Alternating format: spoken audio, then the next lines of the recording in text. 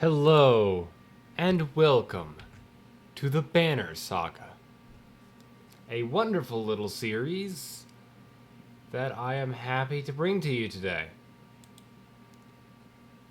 It's a it's a strategy game that is very story focused.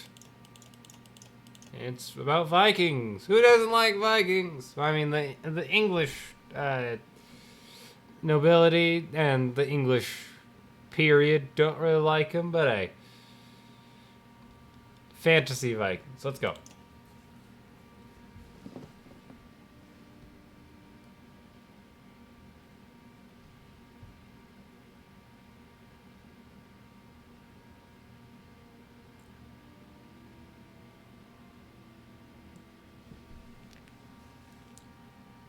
The gods are dead. In their wake, man and giant survive through a tenuous alliance, driving black destroyers called Dredge deep into the northern wastes. Now is an era of growth and trade. Life goes on.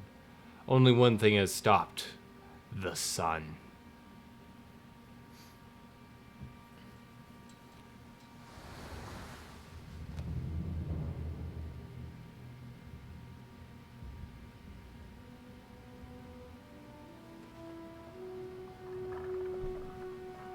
Að sjá dreggjan á ferlinni vor.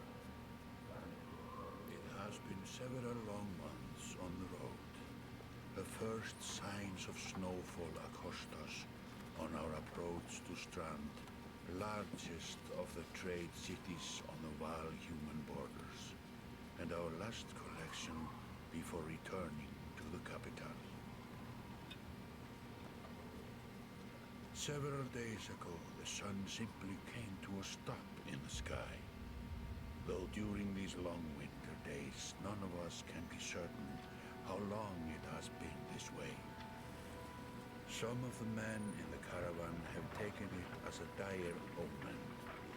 I am not quick to superstition, but I myself will be glad to be done with this year's rounds. We have been warned by stranded travelers about brigands on the path through Ridgehorn, our road home. Our captain seems unconcerned. Perhaps he is as eager as I to be done here.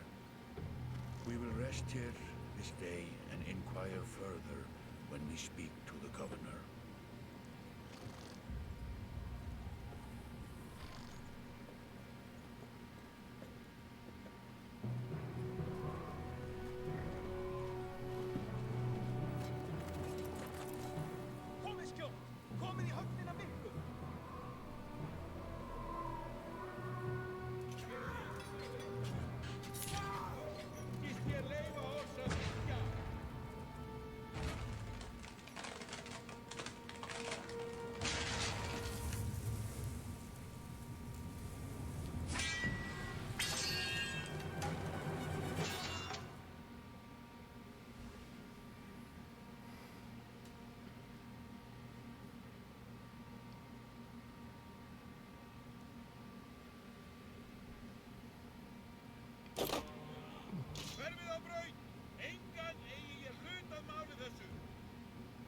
These Varls are huge, by the way.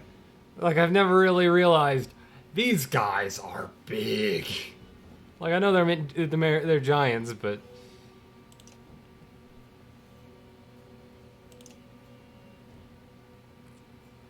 the Horned Allies are a race of giants called Varl.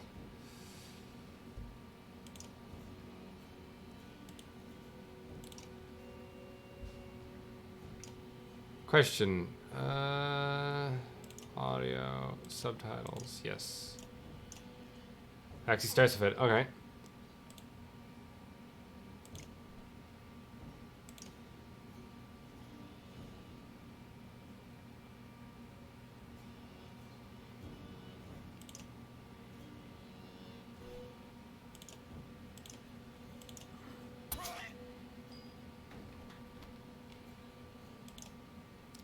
After taking action, your turn ends.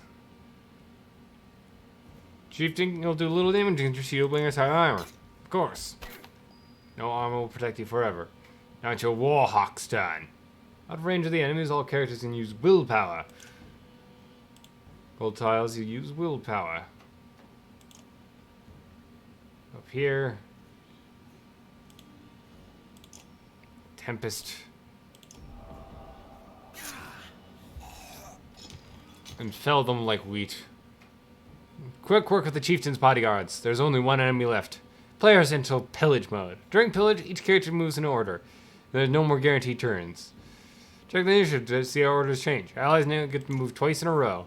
If he does not move on his turn, he can rest to gain 1 willpower. Chieftain will rest his turn. Trouble. Your shield being won't be able to finish the job with a normal attack, but willpower can change this.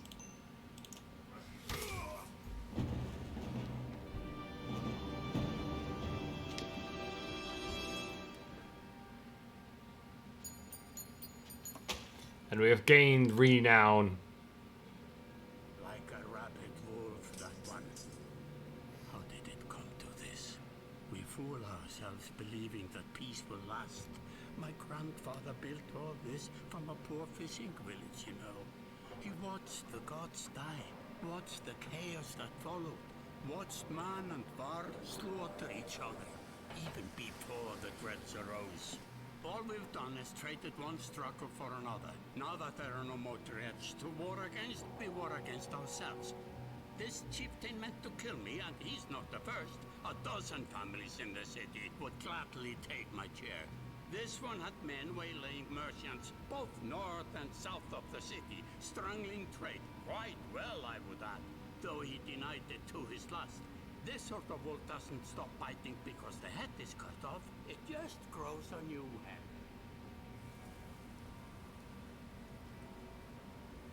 I am in a bad way, my friend. Help me finish this fight and I'll gladly send you on your way with double our king's tithe. Take any men you meet. They're loyal, I promise you that. They will meet you down in the proving grounds.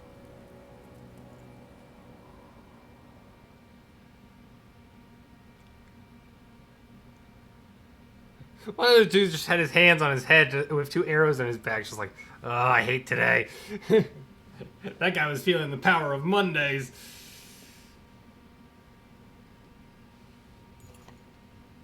You're approached by a familiar man who walks in step with you as you're leaving the Great Hall. He cuts to the chase.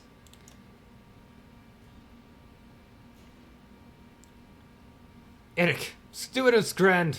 I meant the governor's business. Ubin, isn't it? It is. The government tells me you're giving us a hand. What exactly did you have in mind? Scalflings that you didn't hack up in the Great Hall scattered after you took out that chieftain. The governor just wants to make sure that they stay down. I was hoping you'd join me at the marketplace by the docks. If there's anyone left to worry about, I'll know who can tell us.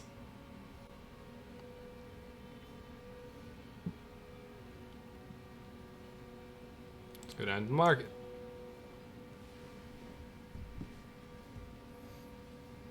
Let me handle this. You meander through the rows of open-faced houses and eroded skulls. Stalls, not skulls, that'd be much more grim.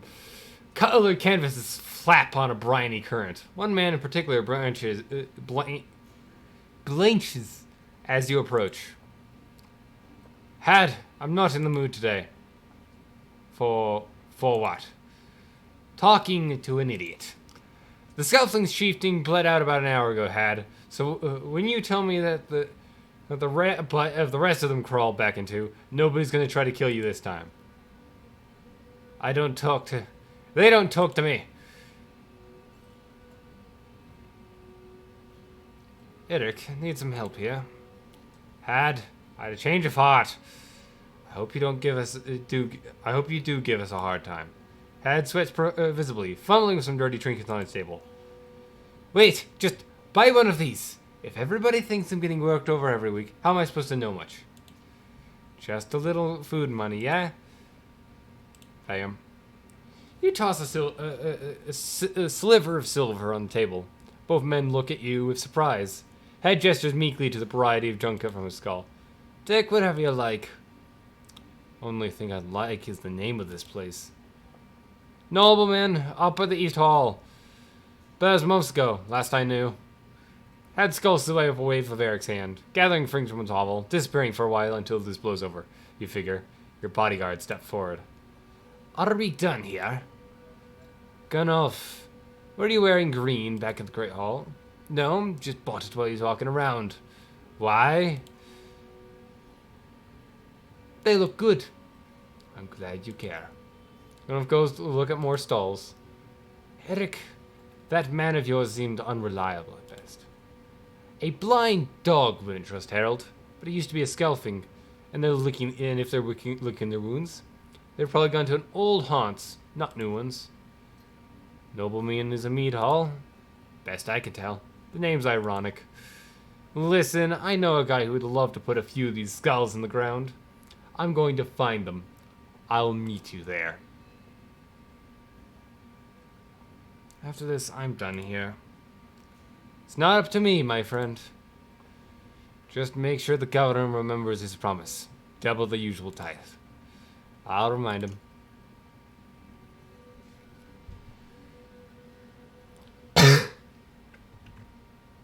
Of course, I'm worried about it not actually recording. Okay, it is. Good. Up to the meat house. You arrive in front of what must be the nobleman. A few minutes later, Eric appears, with a weather-beaten man, introduced as Valgod. I'll point him out, Eric says over his shoulder. Ready? Let's get this over with. That's the spirit, says Valgard. Okay, here we go. Valgard boots the front door open so hard it won't close again without repair. As you enter the hall, Eric is already at the head of the table. His axe drawn, wide-eyed, drunken Skelflings scramble to find their weapons, turning tables and mead steins in the process.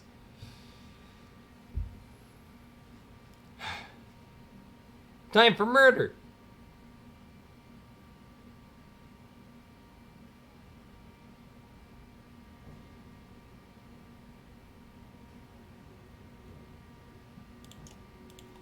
I'm gonna put him there because there's a bunch of dudes, so I want them to surround this dude and...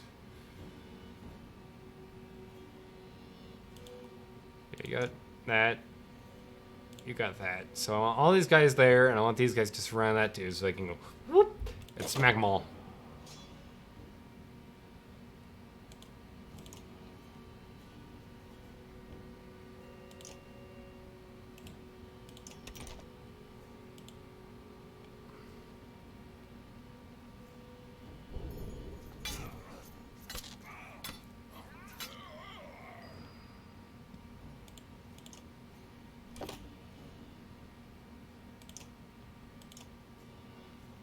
Picking up a point of good resistance.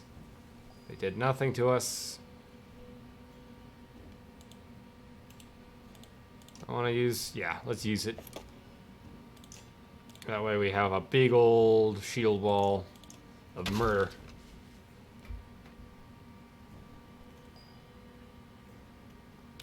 Since we don't have much here, I'm going to move this guy here and smack-a-doodle. I'll finish that guy off next turn. Please, surround me. I dare you. Let's finish this guy up with one strike using some of that. Raid Master. Achievement I just got. What's that do? Defeat an enemy with a Raid Master. Oh, well that's generic.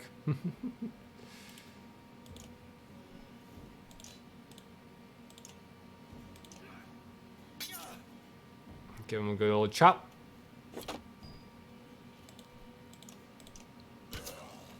With him, we can finish it.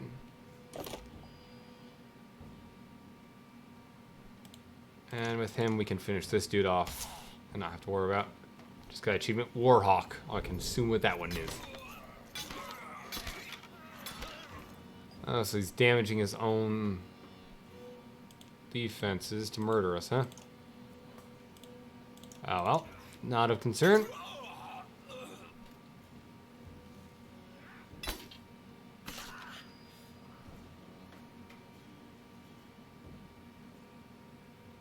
Do I want to go here and get 3 damage off, or here and 2? Suppose I'll go here. What's your ability? Rally. Willpower to allies in range. Not really all that needed. So I just smack them.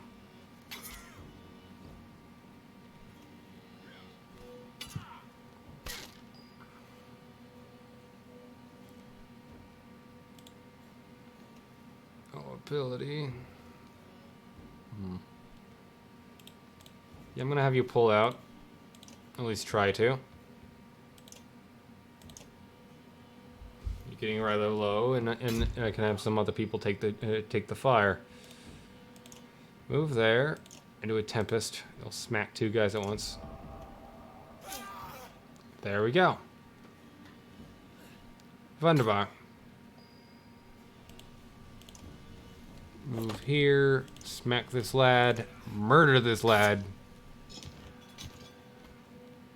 And we're in pillage mode. That was a very fun animation. And I just got achievement Warden.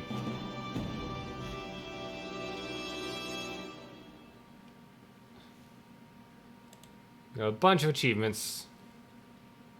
There we go.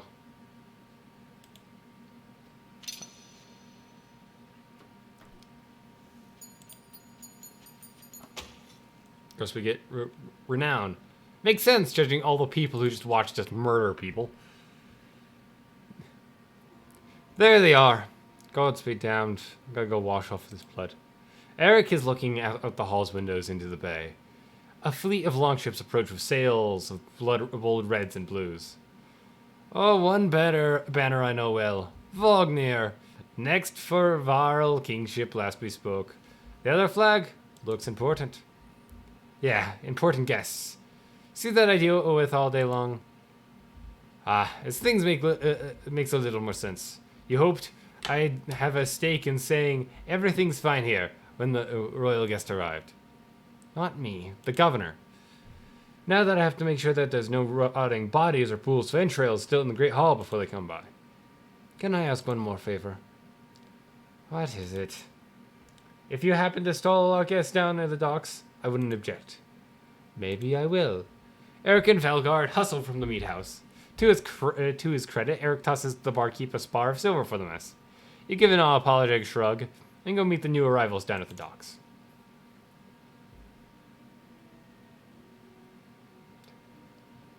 I can definitely tell I'm real good at this combat thing, ain't I? Nearly had one of my guys die already. Wonderful. Wagner? A familiar Varl steps onto the docks. In your mind, you recall a much younger version tramping up the halls of Grafheim. Abundant in purpose. Gods, Uben. You're looking ancient. Comes with being old. And if there's a Wagner, there must be an Hakon. Was there? I'm recording! Still bleeding tributes from the poor and the stupid, old you ox. At what age do you lose sense of shame? Jormundir demands it. I'll take over lingering to death in Grafheim. Speaking of, I had no sense that you were so far from home. Just returned to Aberang, in fact. And glad for it. Hakon motions to the other ships in the bay. Sails still fluttering. Golden Wolf head emblazoned in red. The king of men. Or someone on his behalf. The king's whelp. The king's son, Lyn. Don't you know, Scrivener? We visit his capital. He visits ours. That's how you make alliances these days. It's a miserable waste of time. Yes, Hakon. Yes, Hakon has it. I'd almost forgotten. It's a good thing you're around, Hakon. Then you're going to Grafheim? I have a distinct feeling I've finished my business in Strad and was heading there for myself. We should caravan. We should. Give it a day in better circumstances, I'd drink a week away. But let's just be done. Find me tomorrow at the gates. What he was trying to say is that the prince is a delight to behold. Where's Magnir? Hakon, I have to find him a place to put up the warriors. I'm heading up to go to meet the governor. A host of giants depart in his wake. You recognize a few. Others are strangers to you. Guess I'm off to find Mogir. See you in the meeting, Scrivener. I'll be along. The young prince of men ambles from his ship. He brushes off his tunic, scanning the beach with low eyelids. Ludin looks for all the world the sort of boy who grew up pulling the legs from spiders. The long road back to Grofheim should be more interesting than most years, you think. You thought? Weariness suddenly settles in, and you chuckle to yourself about what an odd day it's been. When the governor's men at the Great Hall could find you a nice place to sleep. On the other hand, if you're going to join Vognir's caravan tomorrow, it might not hurt to share a drink with Hakon, or introduce yourself to the prince they spoke so highly of. Whew. Getting lightheaded from all the speaking. Now, well, need to practice to get it. This is the right place. You find the prince at the inn. Guards blanket the building, including a sharp-eyed Varl who must be lurking for Ludin. A woman in red eventually waves you over and stands nearby, arms crossed. Greetings, Prince Ludin. Yes, you're with Vognir. I don't remember you. Not exactly. I've known Vognir a long time. I'll be joining you back to Grofheim with my guards. Ludin looks up for the first time. The woman doesn't react. Why? I work for the king, carrying tithes to the capital. We crossed by chance. Oh, a tax collector. Fine company. What do you want? Just to introduce myself, my dear prince. You collect taxes for the Varl's territories? A true pleasure. Yes. An awkwardness hangs in the air like a thick fog. You take the opportunity to depart. Well, that was quite the nice quite the nice freaking chat. I feel like that blue banner needs to be selectable just because of the way it's set up. Yeah, it looks like it's slightly glowing. Scrivener! You find Hakon in a meat house surrounded by other Varl. Strand is no stranger to Varl, but rarely sees as many. Hakon waves you over. Went straight for a flagon? Vognir's the one who agreed to pass up a drink. I wasn't invited to the governor's hall anyway. You already missed the massacre. Every year I make the rounds collecting taxes. Every year it's the human settlements that give me trouble. No surprise. What's this time? When I got here, the Great Hall was already full of bodies. We added a few more. Ha! Humans. I guess if I lived as long as a Yoxfart, I might be desperate and make something of myself too. It's not too late to start trying, Hakon. Hakon let's slip a low chuckle. Any Varl could recount his deeds. Known as he is for cutting a swath through Dredge at Vognir's side in the Second War, and regularly since then. Down here, I'm a glorified bodyguard. You might have a point. Just another reason to get back to Grofheim. Soon enough, I imagine. You drink till the meat house becomes overbearing, then step back into the cool air outside.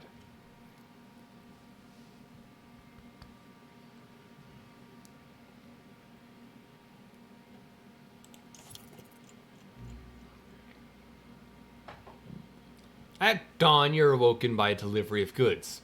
At least you think it's dawn. Dang hard to tell with a sun that never moves. The governor's crest adorns the supply leathers. All there, just as promised. To your mild surprise. You wonder if Eric had anything to do with that. Your guards take the treasure wagon down to the gates. Vognir is already here. A while later, Ludin and his men appear, groggy and disheveled. Mogir steps forward. Vognir's quartermaster, you recall collecting, in charge of his unwieldy entourage of warriors. You don't know him only in passing. Yes, if you're ready to depart. We're ready. You follow Mogir and join the others. Usually the smaller doors set into the gates would be enough to enter or leave the city, but the town guards have been told to push them open entirely. They mutter things under their breath that are best not heard.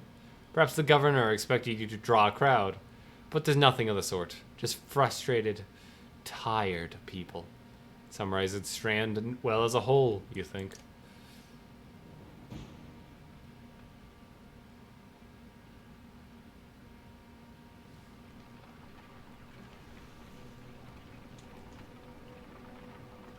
Off we depart into the frozen wastes.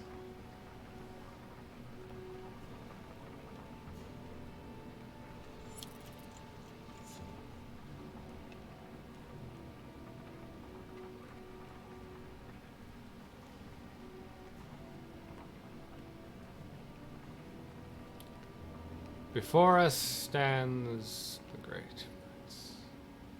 Caravan stops for the day. A gift, says Mogir, cracking open a mead cast. From our gracious friends, the Governor Estrad. As passive rocks left her for me to pass right at the camp. Drink a little. You go easy. You have nothing against a good drink. But if anybody is going to keep an eye on things, it may as well be you. The revelers eventually fall asleep without incident.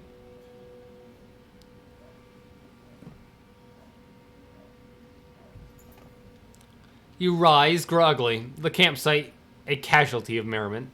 Mognir is already kicking warriors awake when you spot Ludin stalking your direction. He sidesteps sleeping bodies. Better wake up, you nudge Wagner. You're needed.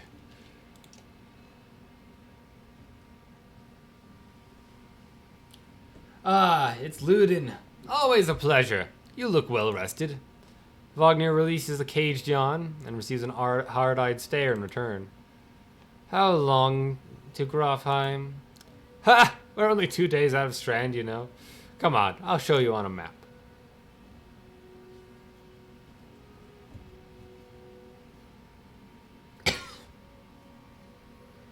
Lovely, a loading screen. My favorite in a Viking game. Loading screen. This is a map of the world. Location of the caravan is indicated here by Ubin's icon. And with it, a cripe ton of details.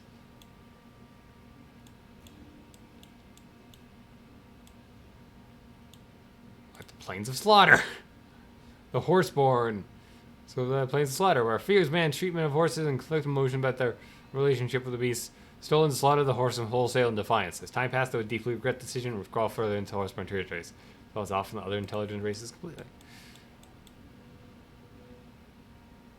And Grofheim. Last home of the Varl and seat of their power. Founded by Arfanir, the second Varl king. Though the Varl have moved around a lot, most consider Grofheim their capital. The deeds of the Varl are honored here. All warriors of worth are buried at the foot of the two spears, where they're said to become part of the Varl Marsh itself. And yeah, if you were the type of person to really like lore, you could just go over here and frickin' read for your ages.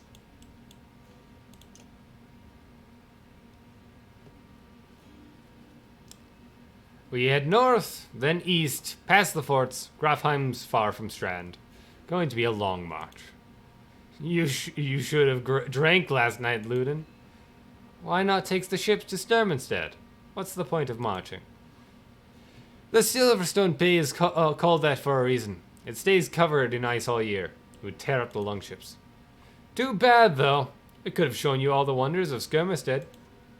A half-sunken city crawling with dredge. Prince, dredge, and glaciers. You like glaciers? Ludin exhales through the nose.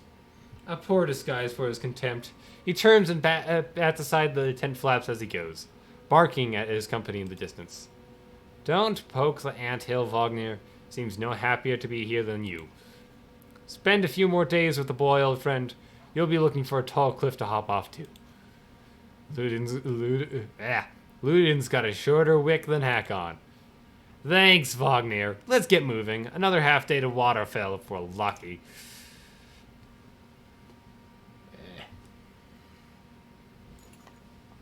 Camp. Pastime, blah, blah, blah. The hero's tent. View stats and yada, yada, yada.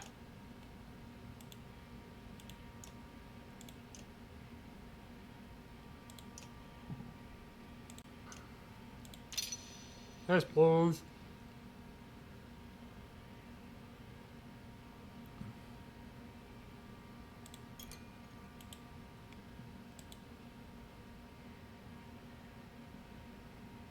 Yeah, let's make him tanky boy. Because, like, that's kind of his job. Should be massive tank man. What's this thing? Exertion! Ow. Yeah, meh.